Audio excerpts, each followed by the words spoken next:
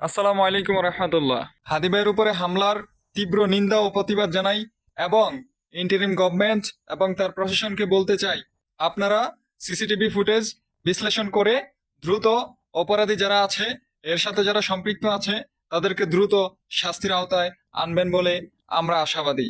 আর ফ্যাসিবাদের দোসর দিল্লির পাঁচাটা গোলাম এবং দিল্লির দালাল এবং রয়ের এজেন্টদেরকে বলতে চাই, বাংলাদেশে তাদের আধিপত্যবাদ কখনোই আর বিস্তার করতে দেওয়া হবে না। বাংলাদেশে দিল্লির আধিপত্যবাদ আর কখনোই ফিরে আসবে না। যদি এই একজন হাদি যদি শহীদ হয়, তার মতো আরো লাখো লাখো হাদি বাংলাদেশের প্রত্যেকটা ঘরে ঘরে, প্রত্যেকটা মায়ের কোলে এইরকম হাদি তৈরি হচ্ছে। আপনারা প্রস্তুত থাকুন, ইনশাল্লাহ বাংলাদেশ সত্যিকার অর্থেই স্বাধীন হবে। ইনশাল্লাহ সেই দিন সত্যিকার অর্থেই স্বাধীন হবে, যেই দিন বাংলাদেশকে দিল্লির দাসত্ব থেকে, দিল্লির আধিপত্যবাদ থেকে মুক্ত করে যাবে। শুনে রাখুন, আমরা আধুনিক যুগের সন্তান। এই যুগে আমরা পরাধীনতা পছন্দ করি না।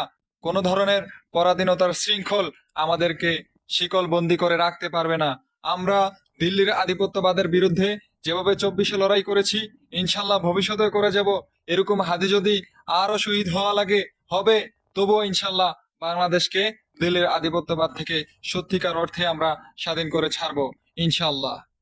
আজকে জুমার নামাজের পরে আপনারা দেখেছেন ইনকিলাব মঞ্চের মুখপাত্র আগামী ফেব্রুয়ারি নির্বাচনে তিনি হচ্ছে ঢাকা ৮ আসন থেকে স্বতন্ত্র প্রার্থী হয়ে নির্বাচনে লড়ার কথা। এবং তারই ধারাবাহিকতা তিনি হচ্ছেন তার যে নির্বাচনী কার্যক্রম, যে নির্বাচনী প্রচারণা সে অব্যাহত রেখেছিলেন। আজকে আপনারা দেখতে পেলেন এই জুমার নামাজের পরে তিনি যখন মসজিদ থেকে বের হয়ে তার প্রচারণা কার্যক্রমের জন্য যাচ্ছিল রিক্সা দিয়ে, দেন হচ্ছে আমরা দেখলাম যে একজন দুর্বৃত্ত এসে তাকে হচ্ছে শুট করে। তো এই যে একটা জিনিস দেখেন, 24 পরবর্তী দেশে আমাদের একটা স্বপ্ন জেগেছিল, আমাদের সবার মনে একটা আশা আকাঙ্ক্ষা জেগেছিল যে আমাদের বাংলাদেশটা মনে হয় যে অনেক সুন্দর হয়ে যাবে। বাংলাদেশটা মনে হয় যে আর ফ্যাসিবাদী কোনো কায়দায় কেউ শাসন করতে পারবে না। বাংলাদেশে মনে হয় যে সোনার মানুষ, সেই মানুষগুলোই হচ্ছে আমাদের রাজনৈতিক মাঠে ময়দানে উঠে আসবে।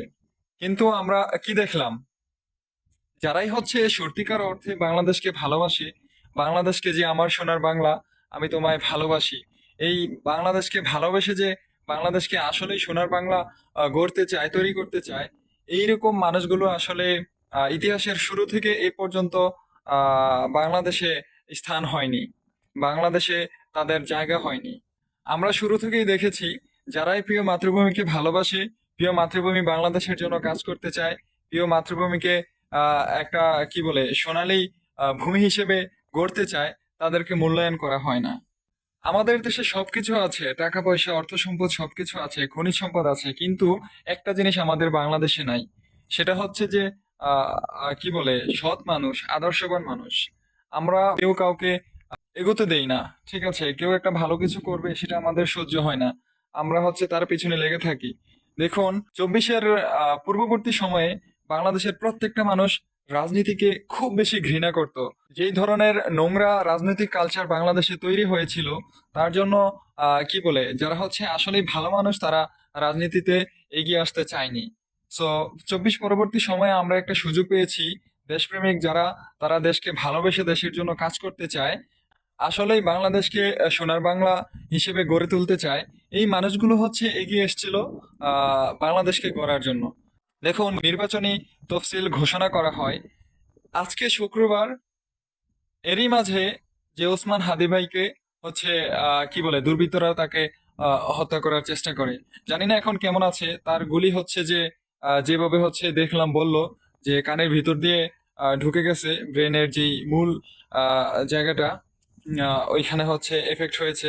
এখন আল্লাহ তাআলা ভালো জানে, হায়াত মৌতের মালিক আল্লাহ। তার আগে হাদি ভাইকে কি বলে সময় টিভির একটা ইন্টারভিউতে বলেছিল যে আপনি যে হচ্ছে এইভাবে নির্বাচনের প্রচারণা করেন, আপনার কি একটু ভয় লাগে না?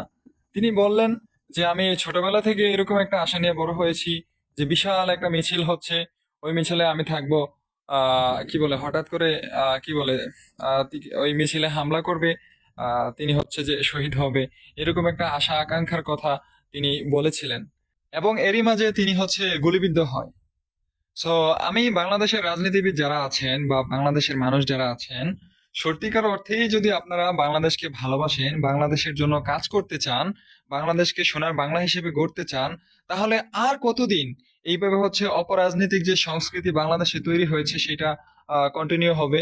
বাংলাদেশে আর কতদিন জীবন মৃত্যুর ঝুঁকি নিয়ে রাজনীতি করতে হবে?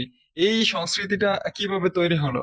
দেখুন, অনেকে বলে হচ্ছে আওয়ামী লীগ করেছে, অনেকে বলে হচ্ছে বিএনপির অনেকে করতে পারে, যেহেতু বিএনপির হচ্ছে হেভিওয়েট ঢাকা ৮ আসনে। অনেকে বলে হচ্ছে ইন্ডিয়ার র এজেন্ট করতে পারে। আসলে যারাই করুক, যদি ধরে নিলাম ইন্ডিয়ার র এজেন্ট করতেছে বা ফ্যাসিবাদী যারা ছিল, ফ্যাসিবাদ যারা কায়েম করেছে, অথবা তারা এই জিনিসটা করার চেষ্টা করেছে বা করেছে। এখন আমার কথা হলো, ভাই, আপনি কি বাংলাদেশী না? আপনি কি বাংলাদেশকে ভালোবাসেন না? একটা মানুষ, এ হচ্ছে তার কোনো দল নাই, তার কোনো কর্মী নাই, তার কোনো পূর্ববর্তী কোনো সংগঠন, শক্তিশালী কোনো কিছু নাই। সে কি বলে, একটা সংসদ পদপ্রার্থী, সে হচ্ছে স্বতন্ত্র নির্বাচন করবে। তাকে আপনাদের সহ্য হলো না? এই মানুষটাকে যদি আপনারা সহ্য করতে নাই পারেন, শুধুমাত্র একজন হাদি ওসমানকে আপনারা সহ্য করতে পারছেন না, বাংলাদেশে এরকম লাখো লাখো হাদি আছে। তো তাদেরকে আপনারা সহ্য করবেন কিভাবে? আপনারা বড় বড় রাজনীতিবিদ, বড় বড় রাজনৈতিক দল, আপনারা স্বপ্ন দেখান যে আমাদের বাংলাদেশকে এই করবেন, সেই করবেন, দুর্নীতি মুক্ত করবেন, ঠিক আছে, বাংলাদেশকে সোনার বাংলা হিসেবে গড়ে তুলবেন। তাহলে এই একজন মাত্র হাদি, তারও তো স্বপ্ন বাংলাদেশকে গড়ার, তারও তো স্বপ্ন বাংলাদেশের জন্য কাজ করার, তারা তো স্বপ্ন যে এই ফ্যাসিবাদ বাংলাদেশ থেকে দূর করার, তারা তো স্বপ্ন দিল্লির আদিবাদ থেকে বাংলাদেশের মানুষকে মুক্তি দেওয়ার। তো আপনাদের সাথে তার আসলে হচ্ছে ফারাকটা কি, তফাৎটা কি এখানে তার? আহ, আপনাদের সাথে তার যে কন্ট্রোভার্সি, এটা কি আমি বুঝি না। তাহলে কেন তাকে আজকে এরকম জীবন মৃত্যুর কি বলে হুমকিতে পড়তে হলো? কেন তাকে এই আক্রমণের শিকার হতে হলো? এই জবাব কারো কাছে আছে কি? আমি প্রশ্ন রাখতে চাই বাংলাদেশের রাজনীতিবিদ, বাংলাদেশের বড় বড় দল, বাংলাদেশের বড় বড় নেতাদের কাছে। অ্যান্ড গাইজ, আপনাদের মনের কথা, আপনাদের যে অভিব্যক্তি কমেন্টে জানাতে ভুলবেন না। আল্লাহ হাফেজ।